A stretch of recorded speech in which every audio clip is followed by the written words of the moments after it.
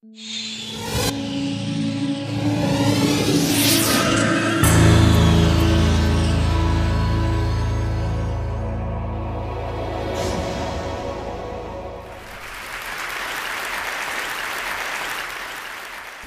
do you explain when things don't go as we assume? Or better, how do you explain when others are able to achieve things that seem to defy all of the assumptions? For example, why is Apple so innovative? Year after year after year after year, they're more innovative than all their competition. And yet, they're just a computer company. They're just like everyone else. They have the same access to the same talent, the same agencies, the same consultants, the same media. Then why is it that they seem to have something different? Why is it that Martin Luther King led the civil rights movement? He wasn't the only man who suffered in a pre-civil rights America, and he certainly wasn't the only great orator of the day. Why him? And why is it that the Wright brothers were able to figure out controlled powered manned flight when there were certainly other teams who were better qualified, better funded, and they didn't achieve powered manned flight, and the Wright brothers beat them to it? There's something else at play here. About 3.5 years ago, I made a discovery, and this discovery profoundly changed my view on how I thought the world worked, and it even profoundly changed the way in which I operate in it.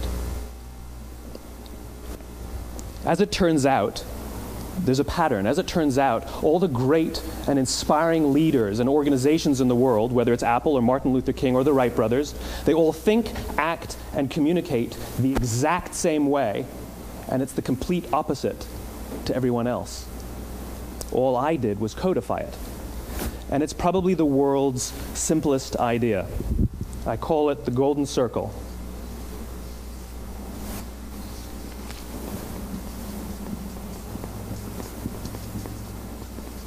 Why, how, what? This little idea explains why some organizations and some leaders are able to inspire where others aren't. Let me define the terms really quickly. Every single person, every single organization on the planet knows what they do, 100%. Some know how they do it, whether you call it your differentiating value proposition or your proprietary process or your USP. But very, very few people or organizations know why they do what they do. And by why, I don't mean to make a profit. That's a result. It's always a result. By why, I mean what's your purpose? What's your cause? What's your belief? Why does your organization exist? Why do you get out of bed in the morning? And why should anyone care? Well, as a result, the way we think, the way we act, the way we communicate is from the outside in. It's obvious. We go from the clearest thing to the fuzziest thing. But the inspired leaders and the inspired organizations, regardless of their size, regardless of their industry, all think, act, and communicate from the inside out. Let me give you an example. I use Apple because they're easy to understand and everybody gets it. If Apple were like everyone else, a marketing message from them might sound like this. We make great computers. They're beautifully designed, simple to use, and user-friendly. Want to buy one? Meh. And that's how most of us communicate. That's how most marketing is done, that's how most sales is done, and that's how most of us communicate interpersonally. We say what we do, we say how we're different or how we're better, and we expect some sort of behavior, a purchase, a vote, something like that. Here's our new law firm. We have the best lawyers with the biggest clients. We have, we always perform for our clients, do business with us. Here's our new car. It gets great gas mileage. It has, leather seats. Buy our car. But it's uninspiring. Here's how Apple actually communicates. Everything we do, we believe in challenging the status quo.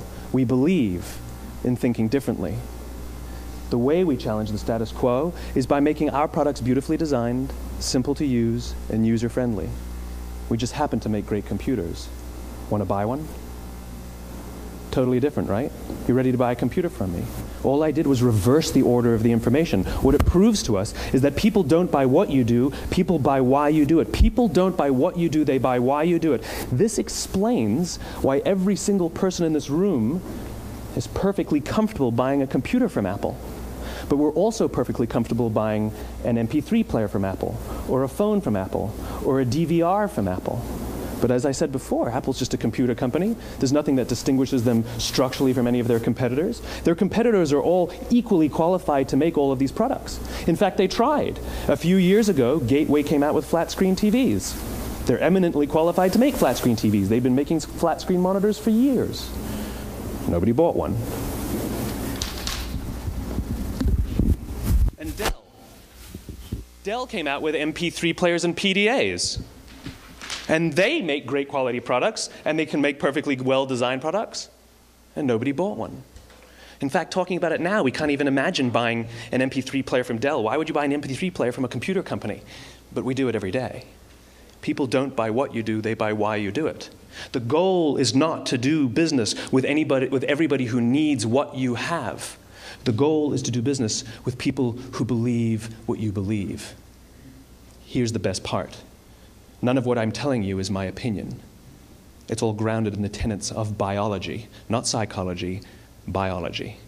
If you look at a cross-section of the human brain, looking from the top down, what you see is the human brain is actually broken into 3 major components that correlate perfectly with the golden circle.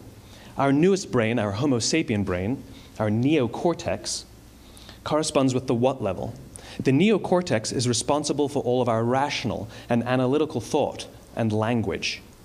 The middle 2 sections make up our limbic brains, and our limbic brains are responsible for all of our feelings, like trust and loyalty. It's also responsible for all human behavior, all decision-making, and it has no capacity for language.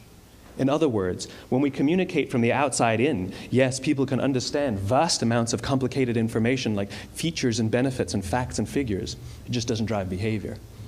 When we communicate from the inside out, we're talking directly to the part of the brain that controls behavior, and then we allow people to rationalize it with the tangible things we say and do. This is where gut decisions come from. You know, sometimes you can give somebody all the facts and your figures, and they say, I know what all the facts and details say, but it just doesn't feel right. Why would we use that verb? It doesn't feel right. Because the part of the brain that controls decision-making doesn't control language. And the best we can muster up is, I don't know, it just doesn't feel right.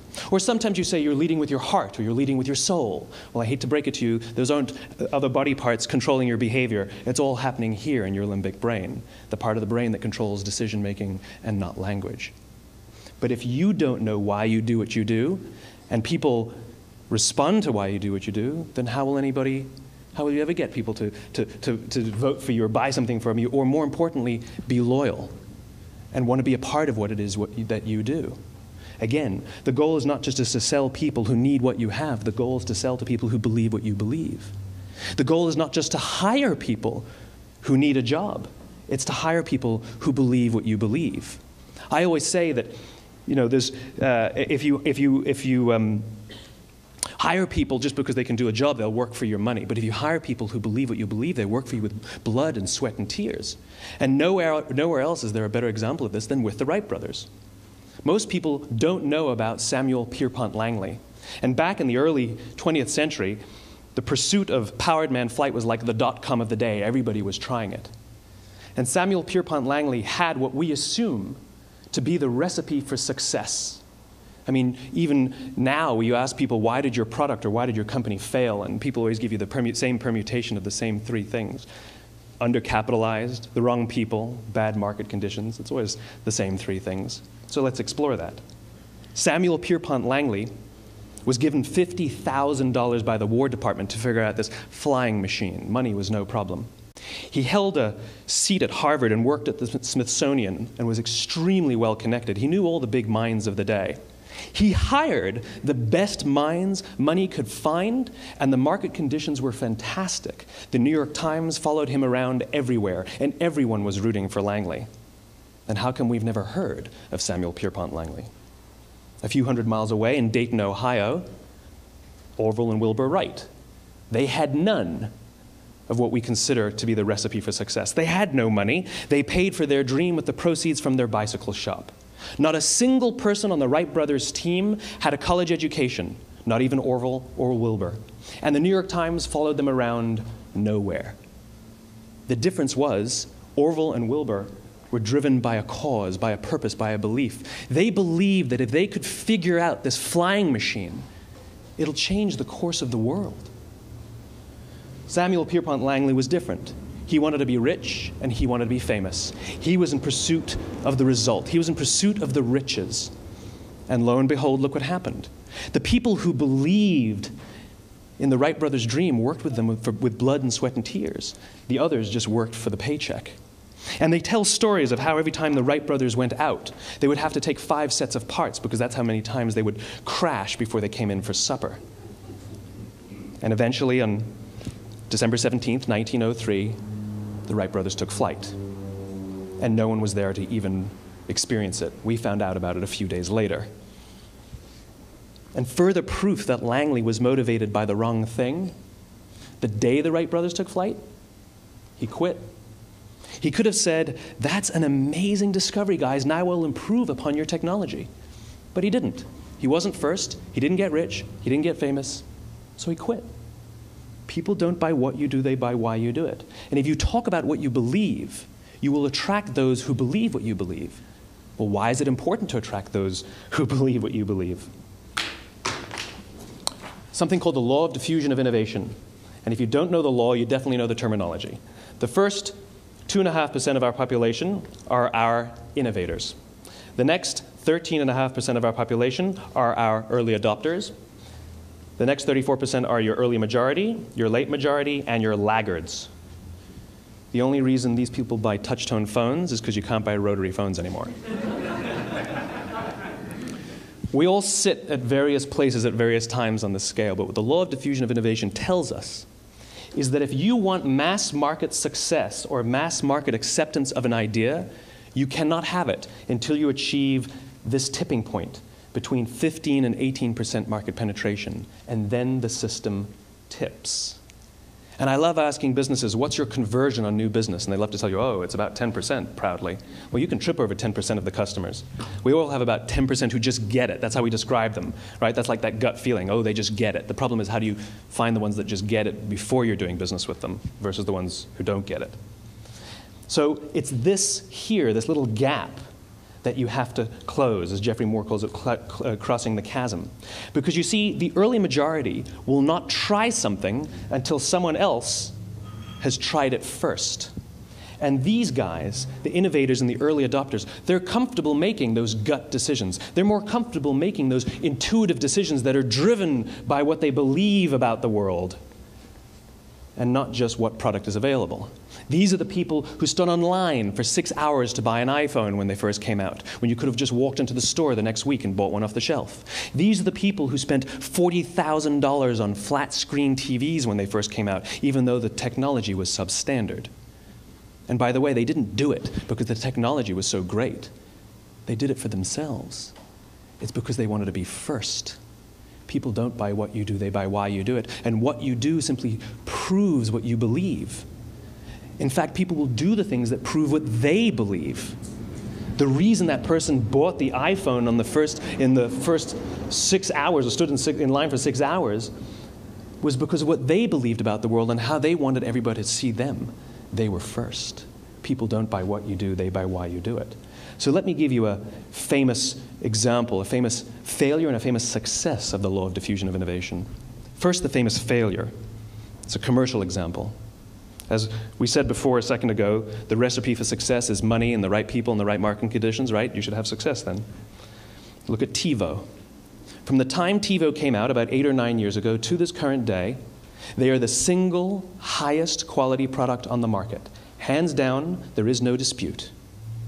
They were extremely well funded. Market conditions were fantastic. I mean, we use TiVo as a verb. I TiVo stuff on my piece of junk Time Warner DVR all the time. But TiVo is a commercial failure. They've never made money. And when they went IPO, their stock was at about $30 or $40 and then plummeted, and it's never traded above 10. In fact, I don't think it's even traded above 6, except for a couple of little spikes. Because you see, when TiVo launched their product, they told us all what they had. They said, we have a product that pauses live TV, skips commercials, rewinds live TV, and memorizes your viewing habits without you even asking. And the cynical majority said, we don't believe you, we don't need it, we don't like it, you're scaring us. What if they had said, if you're the kind of person who likes to have total control over every aspect of your life, boy, do we have a product for you. It pauses live TV, skips commercials, memorizes your viewing habits, etc., etc. People don't buy what you do, they buy why you do it, and what you do simply serves as the proof of what you believe. Now let me give you a successful example of the law of diffusion of innovation. In the summer of 1963, 250,000 people showed up on the Mall in Washington to hear Dr. King speak. They sent out no invitations, and there was no website to check the date. How do you do that? Well, Dr. King wasn't the only man in America who was a great orator. He wasn't the only man in America who suffered in a pre-civil rights America. In fact, some of his ideas were bad. But he had a gift. He didn't go around telling people what needed to change in America. He went around and told people what he believed. I believe, I believe, I believe, he told people. And people who believed what he believed took his cause and they made it their own, and they told people. And some of those people created structures to get the word out to even more people. And lo and behold, 250,000 people showed up on the right day, on the right time to hear him speak. How many of them showed up for him? 0.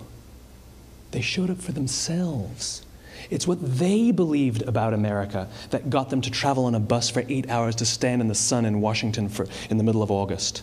It's what they believed, and it wasn't about black versus white. 25% of the audience was white.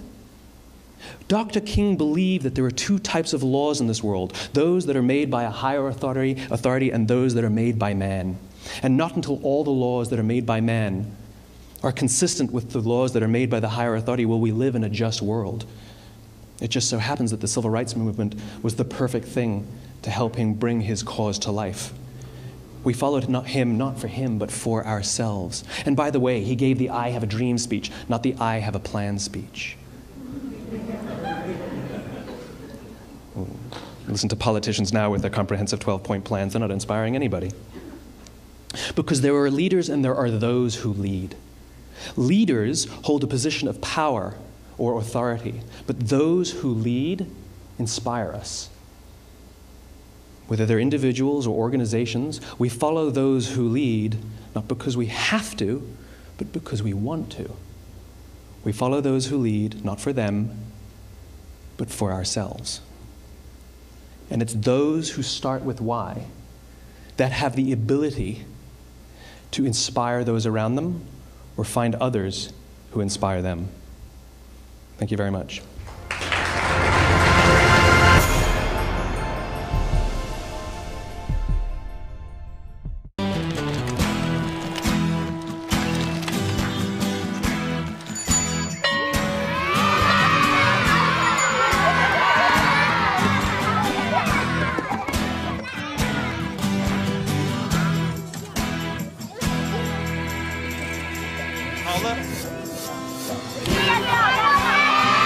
Sharing.